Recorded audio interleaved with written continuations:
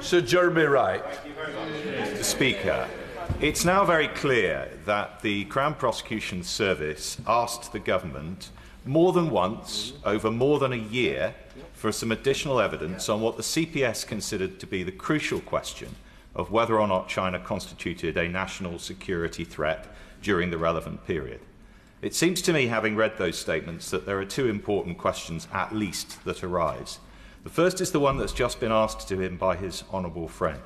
Given it was clear by that point, when the Deputy National Security Advisor made his second and third statements, that the question he was being asked to comment on was whether or not that bar of being a national security threat was met or not, what is the possible relevance of the inclusion of information about China as an economic opportunity?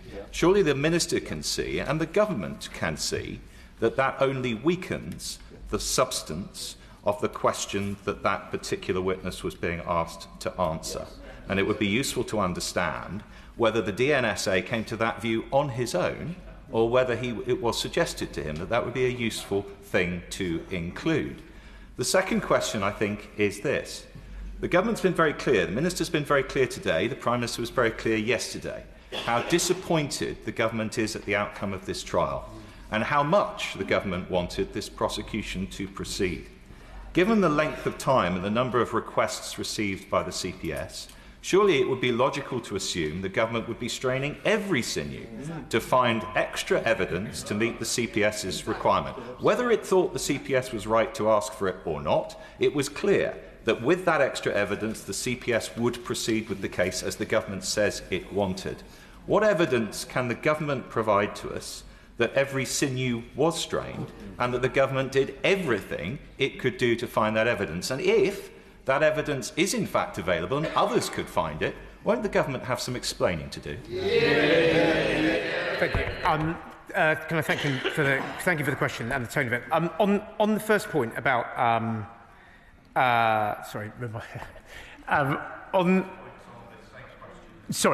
same question of. Can you just remind me? I'm so sorry. I'm so sorry, Mr. Speaker. Mr. Speaker, the first question is about why the Deputy National Security Advisor included in his statement reference to economic opportunity when he knew that wasn't the question he was being asked or the relevant question. So sorry, and thank you for that. The point I was going to make is on that is that that is to provide broader context of the position of the government at the time in relation to its position on China, but it is an independent decision. It is a decision taken freely, without interference from ministers or advisers, for the DSNA to do that. I can't. That's not my position to account for. That's his decision, and that was the evidence submitted under consecutive governments on that. So that's all I can add to that, I'm afraid. Beauregard.